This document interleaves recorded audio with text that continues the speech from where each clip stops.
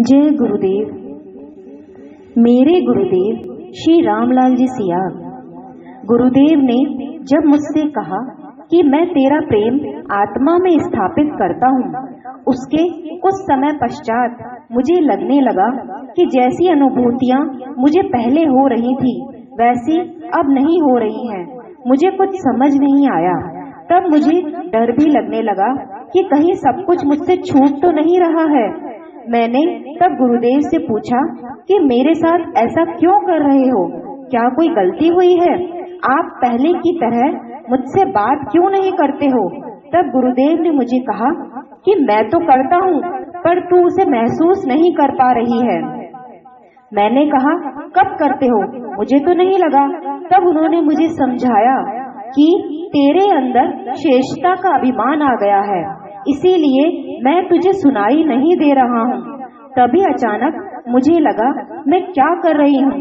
उस समय समझ आया कि जब हम जीवन में किसी मंजिल तक पहुँचते हैं, उसे पा लेते हैं, तो उसे संभालना भी आना चाहिए। और मुझे तो सच्चे निस्वार्थ प्रेम की और सच्चे गुरु की अनुभूतियाँ हो रही थी, उसे मैं कैसे संभाल पाती? आखिर साधारण मनुष्य ही तो हूँ। पर गुरुदेव ने संभाला। मेरे गुरुदेव मेरी परीक्षाएं लेते हैं, कई बार तो बड़ी कठोर परीक्षाएं लेते हैं, परंतु बीच बीच में संभालते भी रहते हैं। मुझे खुद ही रास्ता दिखाते रहते हैं। थोड़ी देर के लिए तो मुझे लगता है कि मैं अपने विश्वास से डगमगा न जाऊं, पर उससे पहले ही गुरुदेव सब कुछ सही कर देते हैं। कभी टूटने या बिखरने नहीं देते मुझे। यह सही भी तो है कि जीवन में उतार चढ़ाव रहने चाहिए, तभी तो हम कृष्णा के और पास जा सकेंगे। बाद में धीरे धीरे गुरुदेव ने मुझे यह भी एहसास कराया कि मुझमें मैं का मतलब अहम का भाव कैसे जागा।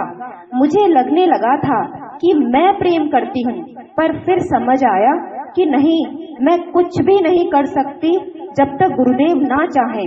इसका मतलब सब कुछ गुरुदेव कर रहे थे, यहाँ तक कि मुझमें अहम का भाव भी जगाया और फिर उसे निकाला भी।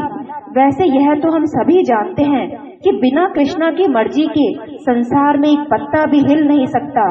करने कराने वाला सब कुछ वही है। जय गुरुदेव।